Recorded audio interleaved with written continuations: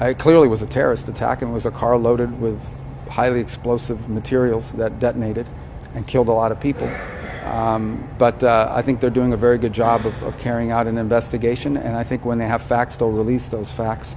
So, but clearly, I mean, we're aware of the potential that it has, and so we spoke about that a little bit today, the potential that it has to become something broader. But I think we're going to await to see what their investigation reveals. We've offered to help, but I think they're very capable in these investigations. They don't need our help, and they're doing a good job. And targeting. Yeah, a couple points. The United States, there's reasons why we have those assets in the region, and that is to collect intelligence, and we're actioning on that. Obviously, I won't go any deeper when it comes to intelligence matters.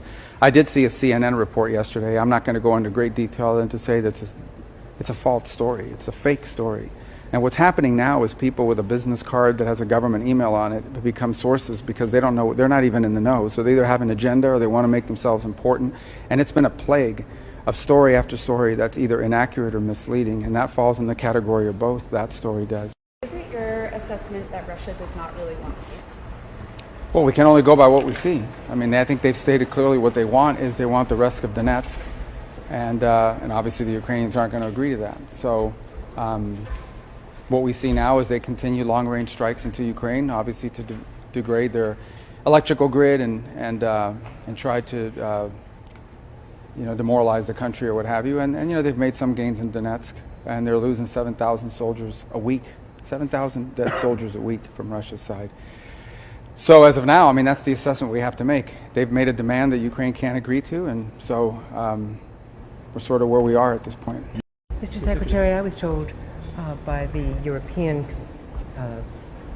representative on foreign policy, Kaya Kallas, that it was discussed, the Venezuela military operations were discussed. Not with me.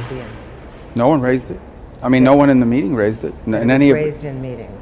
Not with me. They didn't raise it with me. They may have raised it among themselves, but they all came now from CELAC or whatever they were at. But it didn't come up once in any of the gatherings that we had, either last night or today. And will the Saudis get a security deal that is better than the deal that Qatar previously got? Well, we're still working through all that. I mean, obviously, all that will be announced just prior to or during the visit. But we'll have some good agreements to sign with them. A lot of progress has been made since the president's visit there. So we're working through that. I feel good about where it's at. There's still a few things that need to be tightened up. Nothing has happened in this entire process that has impeded our ability to identify drug boats and strike them. Without getting into details on the you mentioned that. Without getting into details, you'd like details. Okay, go ahead. You mentioned the story the other day is fake news. It's fake news. Has there been no change then in UK sharing of intelligence? We have very strong partnerships with the UK and other countries. Again, nothing has changed or happened that has impeded in any way our ability to do what we're doing, nor are we asking anyone to help us with what we're doing in any realm, and that includes military. But yes, look, certainly there's some concern about events in the West Bank spilling over and creating an effect that could undermine what we're doing in Gaza. We don't expect it to. We'll do everything we can to make sure it doesn't happen.